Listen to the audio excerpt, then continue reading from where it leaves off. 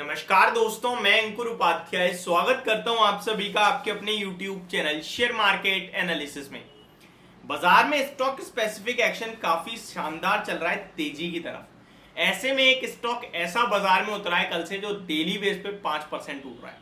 कल 5% टूटा, आज फिर 5% टूट गया और सर्किट पे लॉक हो जाता है, लोगों को बेचने का मौका भी नहीं दे रहा है। लेकिन एक्चुअल में ना ये अच्छी बात है, पता है क्यों? क्योंकि आपको बेचने का मौका नहीं मिल रहा है। इस स्टॉक को बेचना भी नहीं है, मैं क्लियर बोल रहा हूं आपसे, क्लियर कट। क्यों नहीं बेचना है और क्या रीजंस है मेरे, स्टॉक क्यों गिर रहा है, कितना गिर सकता है, इसके बारे में जानने की समझने की कोशिश करते हैं। इनफैक्ट 2 दिन इस स्टॉक को बाजार में आए हुए हैं और दोनों दिन से मैं एक ओपन मार्केट और एक आफ्टर मार्केट आपके लिए वीडियो शूट कर रहा हूँ, क्योंकि काफी लोगों की क्वेरीज आ रही हैं, काफी कमेंट्स हैं इस स्टॉक को लेकर और काफी ज्यादा दिक्कत भी चल रही है। आपको एक चीज खुद से पूछनी होगी और खुद को समझानी भी होगी, वो ये है कि स्टॉक मार्केट में क्या केवल और केवल प्राइस एक्शन पे आप ट्रेड करते हो? अगर हाँ तो ठीक है भैया, निकल जाओ, एग्जिट करने की कोशिश करो, बहुत सही कर रहे हो आप। लेकिन अगर आप निवेश करते हो कंपनी के फंडामेंटल्स देखकर, बिजनेस देखकर, तो फिर बेचने का मतलब बन कहां से रहा है आपका? मेरे को तो यही समझ में नहीं आ रहा। पहले मैं आप सभी के साथ कुछ इंपॉर्टेंट चीजें शेयर करना चाहूंगा जियो फाइनेंशियल के स्टॉक की। आज फिर से स्टॉक टूटता हुआ दिखा है एंड नीचे के सर्किट पे बंद हो गया 239 रुपीज के लेवल्स पे। 1.5 लाख करोड़ का मार्केट कैप रह गया अब इस कंपनी का।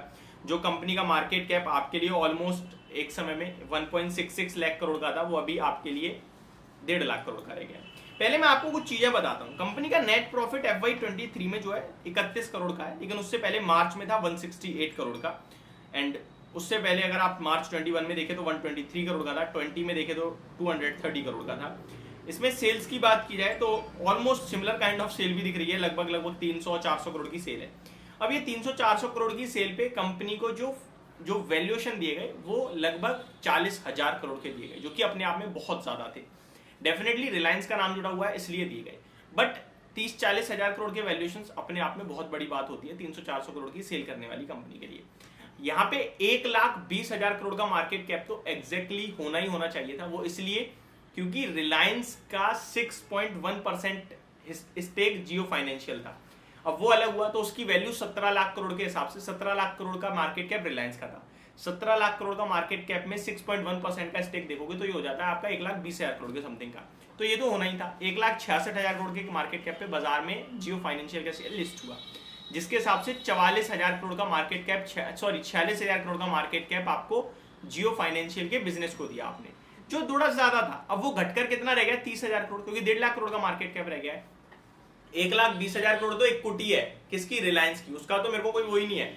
और 30,000 करोड़ जो कंपनी को वैल्यूएशन दिए गए हैं वो इसलिए क्योंकि 300 करोड़ की कंपनी सेल कर रही है, 150 करोड़ का प्रॉफिट कर रही है।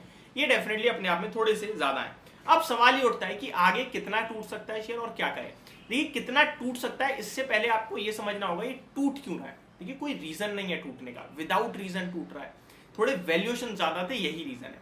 एक चीज आपको जरूर बताना चाहूंगा मैं इस समय, वो ये है कि रिलायंस जियो का जो शेयर है, ये जियो फाइनेंशियल सर्विसेज का, ये मोटा भाई की कंपनी है। मुझे पता है, ये बात आपको पता है, लेकिन यहां मैं आपको जो बताना चाहता हूं वो ये बताना चाहता हूं कि कंपनी ने बाजार में उतरने से पहले ही सबसे पहले जिनके साथ ज्वाइंट वेंचर करा वो दुनिया की सबसे बड़ी एएमसी कंपनी है।